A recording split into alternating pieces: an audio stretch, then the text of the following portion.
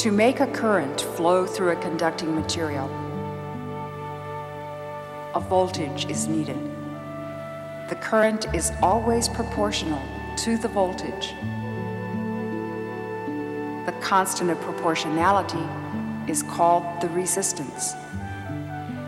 This equation is known as Ohm's law. An element in an electric circuit with resistance is called a resistor. Ohm's law isn't a fundamental law of nature like Newton's second law or the law of conservation of energy. It doesn't hold in all situations, but it's a very useful rule in most practical situations. And it helped turn the telegraph into a very practical invention indeed.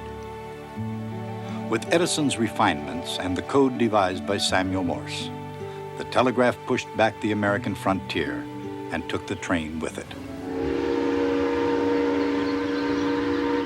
Telegraph wires paralleled the tracks, and the information they carried was essential to the smooth running of the entire railroad system. Not that there wasn't resistance to the use of both of these inventions. People said electricity was dangerous, and some said that at the fast speeds trains could travel, humans wouldn't be able to breathe. But there was no stopping progress. And in the long run, wires and rails together played the same vital role rivers had long played, transporters of people, cargo, and ideas. And through miles and miles of wire, the flow of information follows from the practical use of Ohm's law. And in much the same way, similar rules lead hydraulic engineers in the design and operation of aqueducts.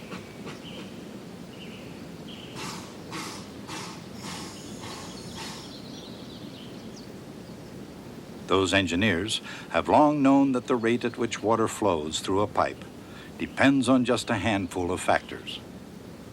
The slope of the land and the pressure applied, the length and diameter of the pipe, and the viscosity and density of water.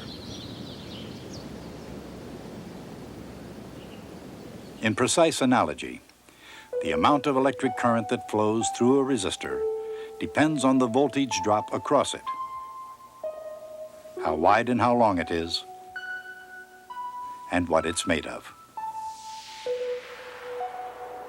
The resistance of an electric resistor is proportional to its length,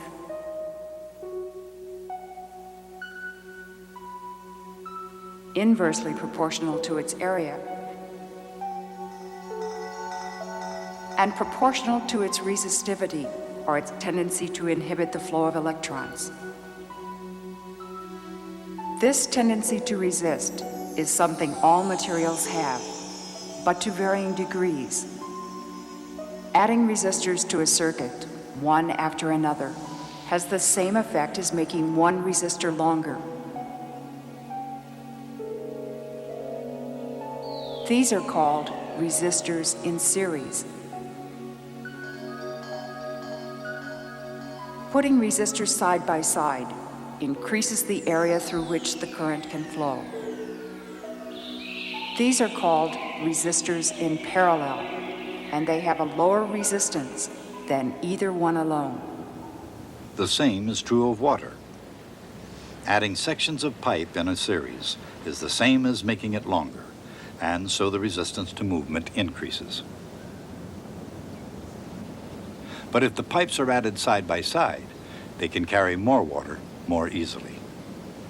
And these particular pipes carry a lot of water, lifting it up 1,600 feet from the Colorado River to a point where it can flow down to Los Angeles.